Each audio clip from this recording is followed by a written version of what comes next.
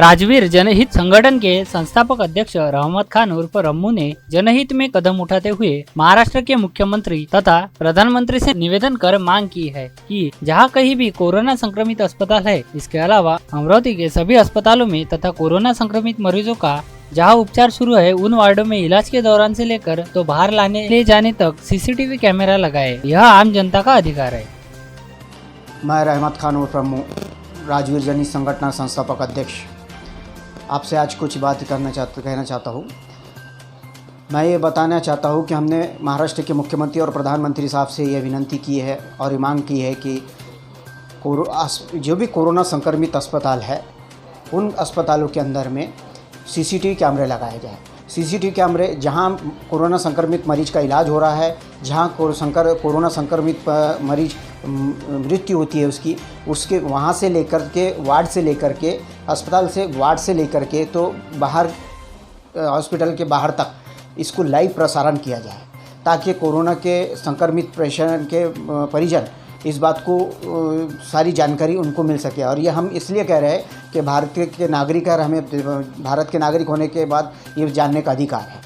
जो भी अस्पताल में है तो महाराष्ट्र के मुख्यमंत्री साहब से मैं इस विनती करूंगा, मांग है हमारी राजवीर संगठन की कि सीसीटीवी कैमरे लगाए अस्पतालों में, अस्पताल के अंदर में जहां पे कोरोना का संक्रमित पेशेंट का इलाज हो रहा है उस वार्ड में, वार्ड से लेकर जहां उसकी मृत्यु होती है वहां तक के ये जानने का अधिकार उसके परिजनों को है। और ये भारत के नागरिक होने का अधिकार होने के अलावा हमको जानने का अधिकार है, ये होना चाहिए। यही कहना चाहूँगा मैं आज। अमरावती में कोरोना के बढ़ते मामले को देखते हुए जिला प्रशासन के आदेश पर 30 अप्रैल तक लॉकडाउन लगाया गया।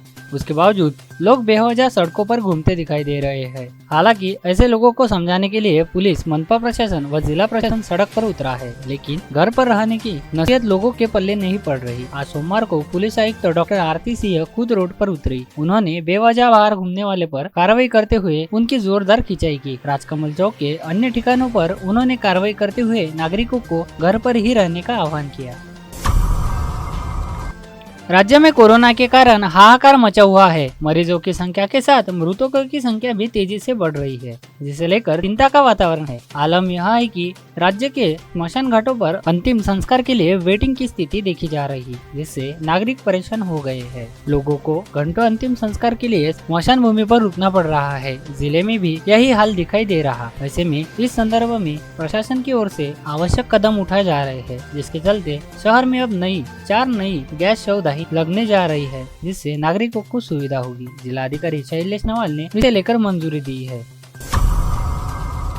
इस समय राज्य में आगामी 30 अप्रैल तक संचारबंदी लागू करने के साथ ही कड़े प्रतिबंध निर्देश जारी किए गए, किंतु हालात अब भी नियंत्रित होते दिखाई नहीं दे रहे। उल्टे रोजाना ही कोविड संक्रमण मरीजों की संख्या बढ़ रही है, जिसे देखते हुए राज्य सरकार की चिंताएं बढ़ती जा रही है। ऐसे में राज्य के राहत व पुनर्वसन मंत्री विजय वडेट्टीवार ने राज्य में एक बार फिर कड़ा लॉकडाउन लगाए जाने के संकेत दिए हैं। महाराष्ट्र में रेमडेसिविर की कमी पर बॉम्बे हाईकोर्ट ने नोटिस लिया है। कोर्ट की नागपुर बेंच ने केंद्र सरकार से सवाल किया है कि राज्य को यह इंजेक्शन किस आधार पर बांटा जा रहा है। कोर्ट ने कहा है कि महाराष्ट्र में देश के 40% कोरोना मरीज है, तो उन्हें रेमडेसिविर भी उसी हिसाब से देना चाहिए। दिन ब दिन कोरोना संक्रमण की संख्या बढ़ती जा रही है और मृतकों की संख्या भी बढ़ती जा रही है। रोजाना 10 से 15 लाख अंतिम संस्कार के लिए आते हैं, लेकिन स्मशान भूमि में गैस दाहिनी के पाइप की ऊंचाई कम होने के कारण वहां के नागरिकों को भारी परेशानी का सामना करना पड़ रहा है। गैस दाहिनी की ऊंचाई बढ़ाने की मांग शिवसेना विभाग प्रमुख सचिन ठाकरे ने की है। इन दिनों जहां एक और अमरावती के जिला व स्वास्थ्य प्रशासन द्वारा लगातार यह दावा किया जा रहा है, अमरावती के सरकारी सहित सभी निजी कोविड अस्पतालों में कोरोना संक्रमित मरीजों को भर्ती करने हेतु पर्याप्त संख्या में ऑक्सीजन, आईसीयू व जनरल बेड उपलब्ध है। वहीं दूसरी ओर शहर के अधिकांश निजी कोविड अस्पताल द्वारा अपने यहां भर्ती होने हेतु पहुंचने वाले मरीज को अपने अस्पताल में एक भी बेड खाली नहीं का जवाब दिया जाता है। रमजान माह, रामनवमी, महावीर जयंती, हनुमान जयंती के पावन पर्व पर कोरोना के बढ़ते संक्रमण को मद्देनजर शहर में कानून व सुव्यवस्था बरकरार रखने के इरादे से पुलिस व प्रशासन की ओर से कार्य किया जा रहा है। ऐसे में आज सिटी कोतवाली पुलिस के सहयोग से थाना क्षेत्र अंतर्गत रूट मार्च निकाला गया। सिटी कोतवाली थाने से रूट मार्च की शुरुआत हुई। राजकमल, सावनपुरा, गांधी चौक, टांगा पड़ाव, चित्रा चौक, पुरानी कॉटन मार्केट, इरविन चौक होते हुए कोतवाली थाने में रूट मार्च का समापन हुआ। सोशल डिस्टेंसिंग का पालन करें, आवश्यक होने पर ही घर से बाहर निकले, बेवजह न घूमे आदि सूचना इसके माध्यम से दी गई। घर के निर्माण कार्य के लिए कर्ज लौटाने के लिए निजी साहूकार की ओर से की जाने वाली मानसिक यातना से परेशान होकर विद्यापीठ में कार्यरत एक कर्मचारी ने अपने ही घर में फांसी लगाकर आत्महत्या की जाने की घटना सामने आई है। ज्ञानेश्वर कैलाश वेतालकर मृत कर्मचारी का नाम है।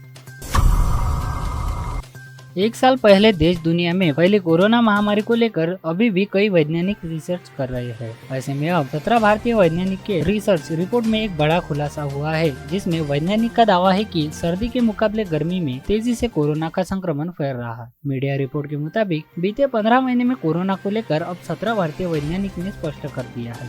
गर्मी में संक्रमित के साथ छोड़ने पर हवा में तेजी से संक्रमण फैल रहा। CCMB हैदराबाद के निर्देशक डॉक्टर राकेश मिश्रा ने जानकारी देते हुए कहा कि गर्मी के मौसम में कोरोना संक्रमण तेजी से फैल रहा। आगे कहा कि जब भी कोई संक्रमित शख्स सांस छोड़ता है तो वायरस छोटे छोटे टुकड़ों में बढ़ जाता है। सांस के साथ वायरस के कण स्प्रे की तरह हवा में तेजी से फैल जाते हैं, जिससे संक्रमण तेजी से फैलता है। हवा में काफी देर तक वायरस के छोटे छोटे कण जीवित रहते हैं। अगर कोई व्यक्ति बिना मास्क उस जगह पहुंचता है तो उसको संक्रमित होने की संभावना रहती है।